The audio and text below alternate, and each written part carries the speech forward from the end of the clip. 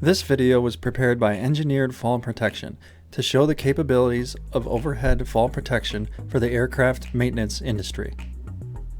EFP engineered and installed 6 ceiling-mounted Gorbel TetherTrex systems over aircraft, providing fall protection for maintenance workers as they perform work over fuselages, wings, and tails. Each system is equipped with at least 2 SRLs, depending on the length of system. When the SRL is attached to the trolley, the worker is capable of conveniently positioning themselves over larger areas hands-free. The SRL's lifeline will extend as the user moves away and retract automatically, enabling the user to move about within a recommended work area at normal speeds.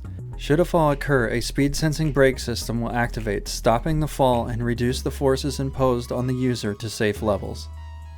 The SRL will glide along the rail above the worker on a vertical plane, decreasing swing fall and free fall distance.